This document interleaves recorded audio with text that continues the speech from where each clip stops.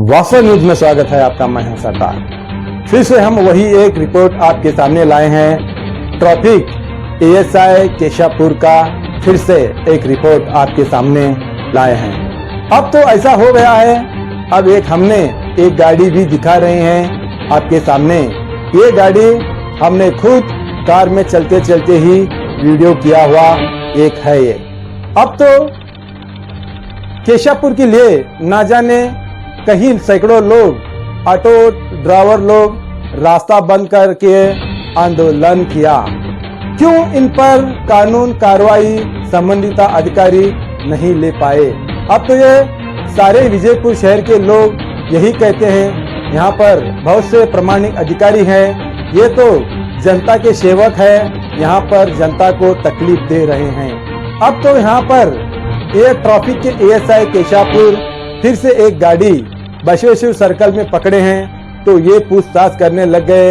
इस गाड़ी के ड्राइवर को लाइसेंस, इंश्योरेंस सभी पूछने के बावजूद अब ये पूछने लग गए कि इस गाड़ी में लोड ज्यादा है, इतना लोड डालकर चलाना आपको ये गलत है, ये केशापुर का कहना है। अगर गुड्स गाड़ी में अगर जितना लगता है उतना ही लोड डालते हैं।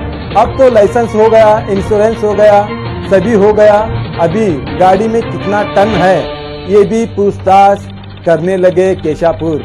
अब तो इतना हो तो गया है, कुछ महीने पहले ऐसा संघर्ष हो गया विजयपुर बस स्टैंड के आगे।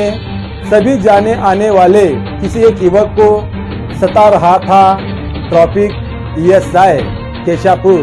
तब आने जाने वाले सब युवक मिलाकर यहाँ की जनता सब इकट्ठा होकर आक्रोश में आ गए, ताकि वो युवक के पास सभी डॉक्यूमेंट क्लियर थे, पर भी उसको अपना कानून का दबाव बताने लगने के बाद आसपास के लोग आक्रोश में आकर खड़े हो गए।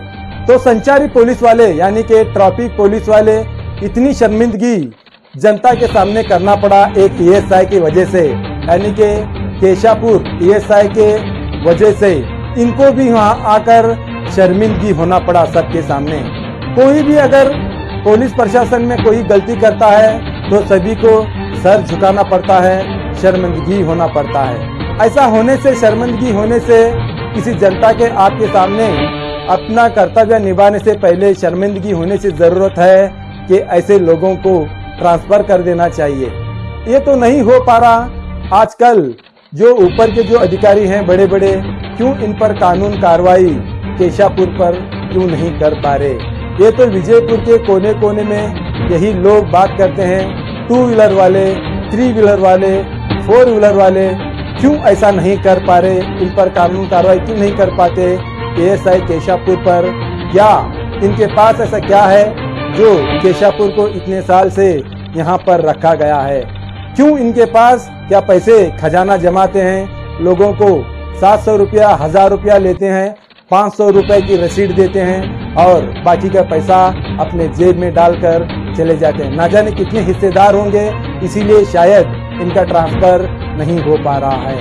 अब आंदोलन करने के बावजूद भी अगर इनका ट्रांसफर नहीं हो पाता तो संबंधित अधिकारी इसमें शायद शामिल होंगे, इनके साथ हाथ मिलाए होंगे, शायद ऐसा ही लोगों का कहना है। अब तो हम इस वीडियो में एक जो गाड़ी वाले को दिखा रहे हैं कैसे गिड़गिड़ा रहा है। वो हमने तो छोटा वीडियो बनाया है, उस टॉपिक में वीडियो करने की कुछ चांसेस नहीं मिल पाए, इसीलिए हमने आगे जाकर उस गाड़ी वाले को रुकाकर पूछा तो उन्हें सैकड़ों सवाल कर दिए।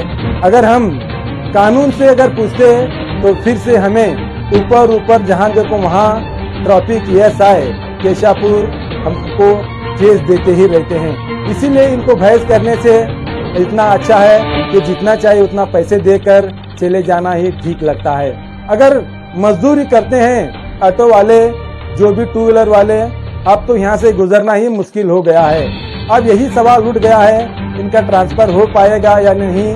क्या फिर से लोग आंदोलन इन ट्रैफिक एएसआई के विरोध क्या करना पड़ेगा? अब तो अगले एपिसोड में फिर से हम ऐसा ही एक मुद्दा आप सामने लाएंगे, क्योंकि यही लोगों की जो तकलीफें हैं, 2 व्हीलर, 4 व्हीलर, 3 व्हीलर, ट्रक जो भी इन पर जुल्म हो रहा है, हम अगले एपिसोड में आपके सामने जरूर ऐसा ही एक रिपोर्ट लाएंगे। देखेंगे एक रिपोर्ट।